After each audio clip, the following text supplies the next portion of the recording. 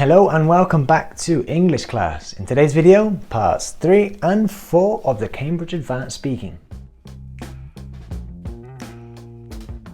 Okay guys, so in this part you're going to receive a mind map. Now on this mind map, you and your partner will have to talk about one question and 5 key points based on the question. The themes are often universally interesting ones, such as health or the environment. Imagine it was health, so the key points around the question might be sleep or exercise or diet, nutrition, etc. This part of the test, part 3, is often called the collaborative task because this is where you have to interact with your partner. You essentially have to work as a team. It's 3 minutes, and out of those 3 minutes, the first 2 minutes is going to be you and your partner talking about or trying to talk about all 5 of the points. Now, you don't have to talk about all 5 of the points. However, try to talk about at least 3. It's better to talk about 3 in a detailed way than 5 in a very superficial way. So here is a picture, an example of a mind map. So as you can see, we have our 5 key words linking to a theme. The theme here is, what are the advantages and disadvantages of communicating in these different ways? And around the theme, we have the 5 key words. So to succeed in this part, part 3, you have to ask your partner questions. Interact, remember. For example, what are your thoughts on this? Or how do you see it? Or even, what's your view on this? You also have to agree and disagree. So how do we do that? Well, for example, if you agree, you could say, we are on the same page. Or, I see where you're coming from. Or even, I couldn't agree more. And if you don't agree, you could say, I'm not totally convinced. Or, I'm skeptical about that. Or even, I think that's where we differ.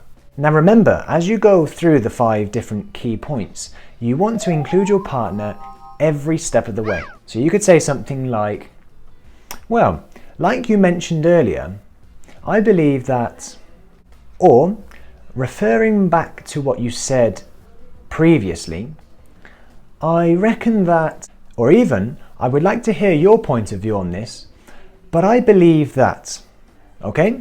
And then once you've finished giving your point of view, or throwing your 2 cents in, you then want to really make the conversation flow. So you could say, shall we move on to the next point?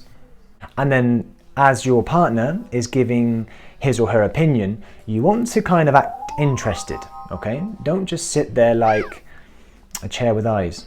You want to kind of nod. You might even say absolutely, or okay. Here you could take advantage of using some idioms or some expressions. And if you want to check out some idioms, you can click this video here. Some of the common mistakes in part 3 are talking too long. Okay, you shouldn't really be talking more than 20 to 25 seconds. If you like, you could take a stopwatch or a mobile phone and time yourself. How long are you talking for when you give your point of view? Please react to your partner's ideas, okay? If he or she gives her point of view or his point of view, say, okay, now that's interesting because I didn't think of that. Or, on that subject, I believe, okay, don't just dismiss what he or she has said, okay? And don't get sidetracked, okay? So stay to the theme. If it's about technology, for example, don't start talking about something completely unrelated to technology. Don't get stuck on the first point. It's so easy to fall into that trap, okay? So give your point of view, ask your partner what he or she thinks, then move on. Simple as that. And if you want to get extra marks, you can combine 2 of the points together.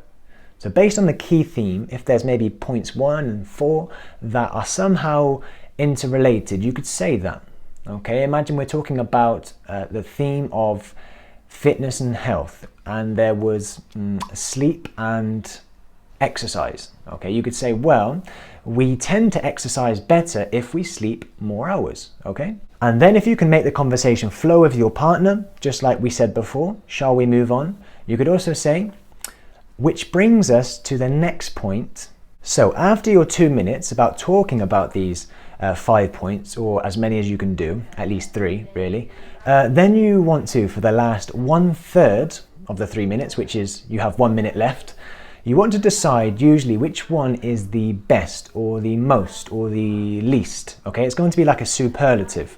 The examiner is going to say, he or she is going to stop you and say, for example, if the topic was technology, which of these ways or which of these things do you think would make life easier for us nowadays? Remember, you have 1 minute, so don't decide too soon. You don't want dead air, remember. So you could start by saying, or you could start by eliminating maybe 2 points or 2 or 3 points.